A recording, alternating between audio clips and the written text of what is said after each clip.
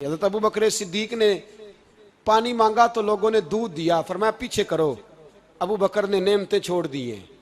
اب ابو بکر وہ والا کام کرتا ہے جو رسول پاک نے کیا ہے، فرمایا نہ دودھ شاید پیش نہ کرو، جو مانگتا ہوں بس وہ دو۔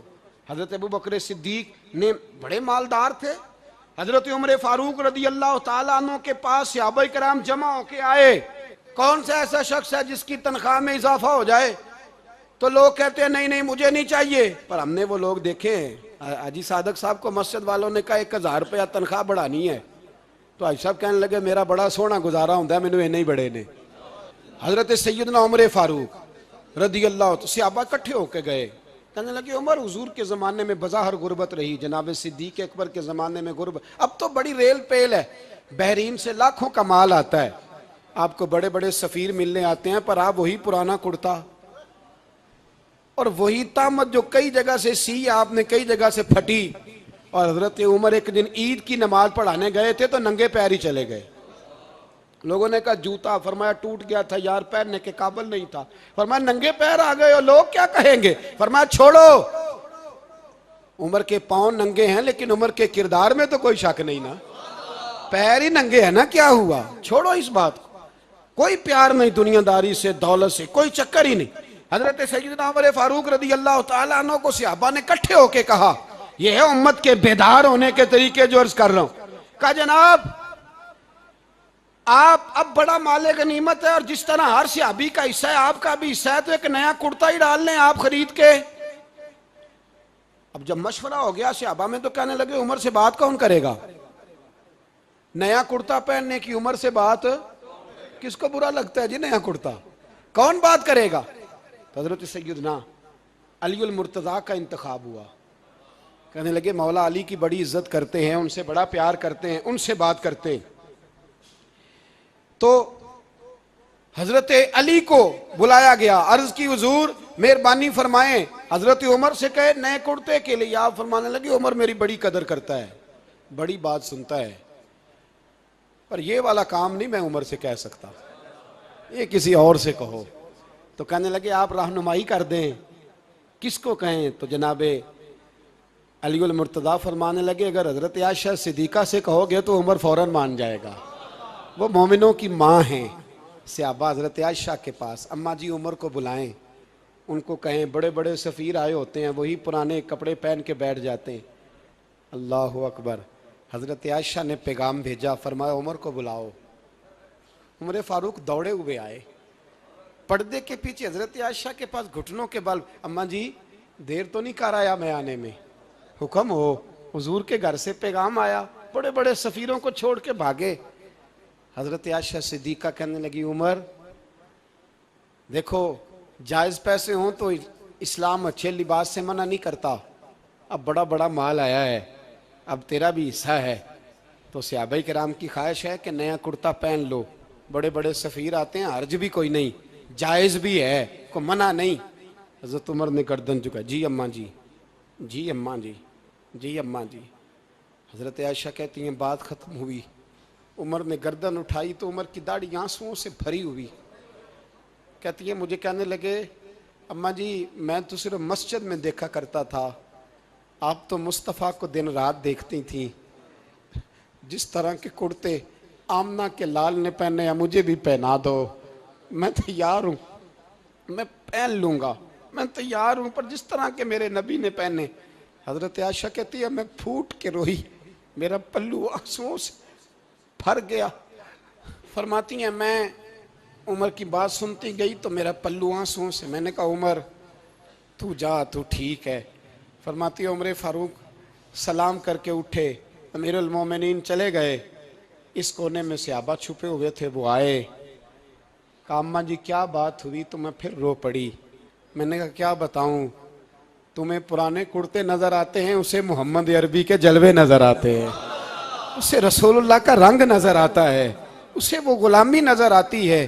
عمر کو دنیا سے پیار، اور دنیا سے پیار نہیں تھا، دعا پتہ کیا تھی؟ یوں جھولی اٹھا کے اللہ مرزقنا شہادتن فی سبیلک وجعل موت فی بلد حبیبک، اللہ عمر کو بسترے والی موت نہ دینا، موت شہادت کی دینا، پر میں میدان میں جا کے نہیں مرنا چاہتا، مجھے رسول اللہ کے شہر میں موت چاہیے، باہر جا کے نہیں، یہی میدان لگے مدینے میں، یہی موت آئے، اسباب بنا، میں مدینہ بھی نہیں چھوڑنا چاہتا۔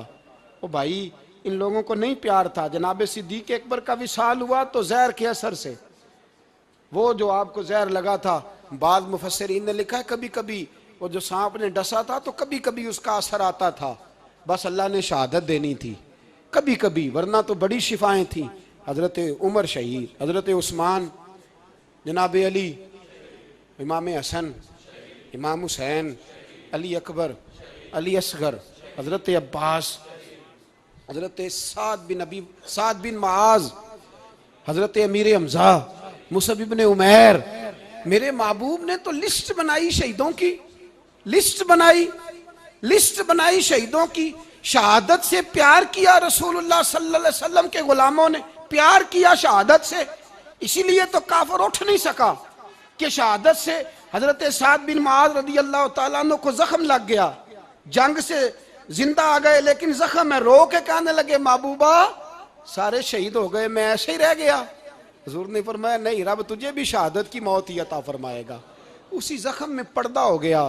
میرے بھائی حضرت عمر بن جموح رضی اللہ تعالیٰ عنہ 4 بیٹے لے کے احد کے میدان میں آئے، کہا محبوبہ میرے 4 ہی تھے، میں سارے لے آیا ہوں، سارے ہی قبول ہیں؟ فرمایا ٹھیک ہے، پھر خود بھی زرہ پہن لی، ایک ٹانگ سے لنگڑے تھے، ٹانگ چھوٹی تھی۔ حضور نے فرمایا تو نے کیوں لباس پہن لیا ہے؟ کہا حضور میں نے بھی تو جہاد پہ جانا ہے نا۔ تو حضور نے فرمایا تیرے 4 بیٹے جو جا رہے ہیں، تو کہا یا رسول اللہ کیا لنگڑے جنت میں نہیں جا سکتے؟ حضور لنگڑے اللہ کو قبول نہیں، میں نہیں جا سکتا۔ تو میرے نبی پاک صلی اللہ علیہ وسلم نے فرمایا نہیں، جنت تو تیرا انتظار کر رہی ہے۔ کہا حضور پھر میں بھی جاؤں گا، بچے جائیں گے تو میں بھی جاؤں گا۔ ایک بی بی احد کے دن 3 سال کا بچہ لے کے گھر سے نکلی، بیویوں کو کہتی ہے میرا خامد بھی بدر میں شہید ہوا، بھائی بھی اور باپ بھی، آج حضور نے پھر بلایا ہے، دل کرتا تھا کوئی جوان بیٹا ہوتا تو میں پیش کرتی، پر اب میرے پاس یہ 3 سال کا ہی ہے۔ بچہ لیا مدینے میں مسجد نبوی میں، حضرت بلال سے کہنے لگی 2 منٹ حضور کا دیدار چاہیے۔ نبی پاک آئے، کیسے آئی ہو؟ کہنے لگی محبوبہ میں شہید کی بیٹی، شہید کی بہن، شہید کی بیوہ ہوں، میرے پاس اب جوان تو کوئی نہیں، یہ 3 سال کا ہی ہے۔ حضور نے مسکرا کے فرمایا یہ کرے گا کیا؟ کرے گا؟ کہنے لگی حضور سنا ہے اسلحہ تھوڑا ہے، ڈھال کی ضرورت ہے، لوہے کی ڈھال ہوتی تھی، جب تلوار آتی تھی تو آگے کی جاتی تھی۔ کہا محبوبہ میرا شہید کی اماں بننے کو بڑا دل کرتا ہے، یہ میرا 3 سال کا لے جاؤ، جب تیر آپ کی طرف آیا تو میرا بیٹا آگے کر دینا، یہ ڈھال کا کام تو دے گا نا۔ ہنستے ہوئے محبوب کی آنکھوں میں آنسو آئے، بچے کو پکڑ کے سینے سے لگایا، ماتھا چوما، فرمایا جا تیرے ساتھ وعدہ ہے قیامت کے دن تجھے شہید کی اماں کہہ کے ہی پکارا جائے گا، وعدہ ہے تیرے ساتھ تجھے شہید کی۔ میرے بھائی مرنے کو دل ہی نہیں مسلمان۔ میرے نبی پاک صلی اللہ علیہ وسلم نے فرمایا جس کے دل میں کبھی شہادت کی آرزو پیدا نہیں ہوئی، اس کے سینے میں دھڑکنے والا دل مومن کا ہے ہی نہیں، وہ تو منافق ہے۔ جو کبھی دین کے رستے میں شہید ہونے کو، میرے بھائیوں دین کو بڑی ضرورت ہے، بڑی ضرورت ہے، بڑی۔ اے خاصائے خاصان رسول وقت دعا ہے، امت پہ تیری آ کے عجب وقت پڑا ہے۔ وہ دین جو بڑی شان سے نکلا تھا وطن سے، پردیس میں وہ آج غریب الغربا ہے۔ فریاد ہے اے کشتی امت کے نگہباں، بیڑا یہ تباہی کے قریب آن لگا ہے۔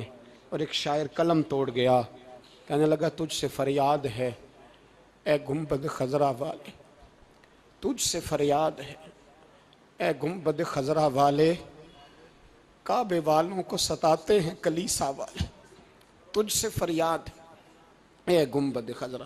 اپنے اندر دین کا درد پیدا کرو، ذوق پیدا کرو، مسلمان بن کے جینا سیکھو۔ جب کوئی برادری پوچھے تو کہو میں محمدی ہوتا ہوں، میں مصطفی ہوتا ہوں، میں رسول اللہ کا غلام ہوتا ہوں، میں پہلے مسلمان ہوں باقی کچھ بعد میں ہوں۔ خدا را اپنے گھر میں پردہ کراؤ، خدا را رزق حلال کھاؤ، اگر پردے نہ ہوں رزق حلال نہ ہو تو جذبہ جہاد پیدا نہیں ہوتا۔ خدا را اپنے اندر انقلاب برپا کرو، دین کے لیے جینا سیکھو۔ دین بڑا تڑپتا ہے، دین بڑا روتا ہے۔ رسول اللہ آج تجارت کرنے والے ملتے ہیں، آج سیاست کرنے والے ملتے ہیں، دین والے نہیں ملتے، دین کے درد والے نہیں ملتے۔ اپیل ہے آپ سے، آج رات 2 نفل پڑھ کے اور کچھ نہ ہو سکے تو مسلمانوں کے لیے دعا ضرور کر دینا، ان کے لیے دعا ضرور کر دینا، اپنے آپ کو بیدار کرو، بیدار کرو۔ بھئی ہم تو آج تک اس لیے ڈر رہے ہیں کہ ہمارا چہرہ ہی نبی پاک جیسا نہیں بن سکا، تو داڑھی رکھنے میں بھی ہم ڈرتے ہیں، نمازی بننے، مسجد آباد کرنے میں، مسلمان کہلانے میں بھی تو خوف ہے۔ تو بتلاؤ نا، اس سے آگے بات کب چلے گی؟ جہاد کی بات تو بڑی آگے جا کے ہے۔ بدل جاؤ، رسول اللہ کا غلام بن کے جینا سیکھو، نبی پاک صلی اللہ علیہ وسلم کی غلامی کا پٹا اپنے گلے میں ڈالو۔ یہی امام حسین کی سوچ ہے، یہی امام علی مقام کا پیغام ہے، اس کو کبھی فراموش نہ کرنا۔ امام حسین ہمیں بتا گئے، سارا کچھ لٹ جائے پر دین کے اندر کوئی نقص واقعہ نہ ہونے پائے، کوئی شرابی، کوئی بے ایمان، کوئی لٹیرا کبھی اس کے سپورٹر نہ بننا۔ ہمیشہ وہ کسی شاعر نے کہا تھا، ہم سے نہ رقم ہوں گے قصید یزید کے۔ کسی نے کہا، کسی ظالم نے میری سپورٹ کر، میری بات کر، تو اس نے کہا ہم سے نہ رقم ہوں گے قصید یزید کے، کیونکہ ہم لوگ تو حسین کے سیرت نگار ہیں، ہم لوگ تو حسین کے سیرت نگار ہیں۔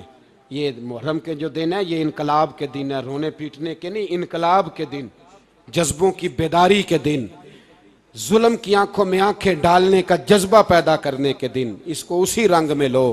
اے خالق کائنات، اپنے محبوب کی امت پہ رحم فرما اور اپنے فضل سے ہمیں دلوں میں جذبہ جہاد اور شوق شہادت عطا فرما۔ آخر دعوانا ان الحمد۔ 2 منٹ کے